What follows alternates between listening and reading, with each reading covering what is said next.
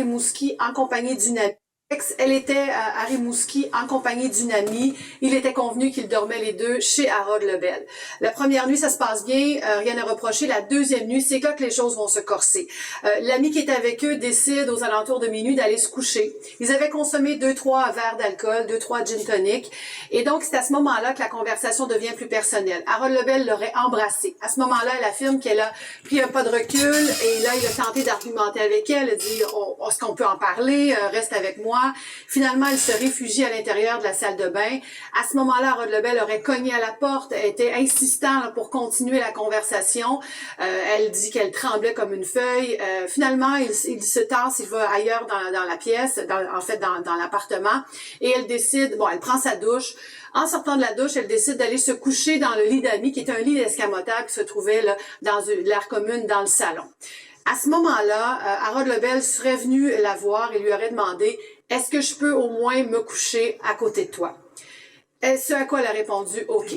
Et c'est à partir de ce moment-là que les choses se corsent, selon la version de la plaignante. Harold Lebel l'aurait flatté, caressé les fesses toute la nuit, aurait même avec ses doigts là, entré ses doigts à l'intérieur de ses fesses, des doigts également à l'intérieur sur son anus.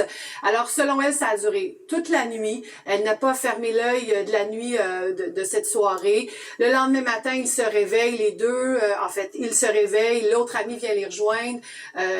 C'est une ambiance glaciale et après ça, elle quitte les lieux, elle et son amie quittent les lieux pour repartir chez elle. Alors c'est vraisemblablement ce qu'elle lui reproche là comme geste inapproprié. Absolument. Donc des événements qui se déroulent en 2017, elle porte plainte en 2020.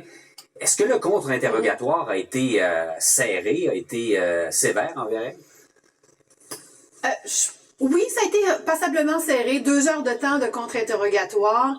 Il y a été question, là, l'avocat de la défense a tenté de faire ressortir certaines contradictions de son témoignage et la version qu'elle avait donnée aux policiers en juillet 2020. Serré, à certains moments, il lui posait des questions. Pourquoi n'êtes-vous pas allé rejoindre votre ami qui était juste à côté dans la pièce voisine au lieu d'aller dans la salle de bain? Elle a répondu à cela, je croyais qu'il avait compris le message, qu'il savait que ça ne m'intéressait pas, que je voulais pas aller plus loin. Pourquoi être allé se coucher dans le lit au lieu d'aller rejoindre son ami à côté?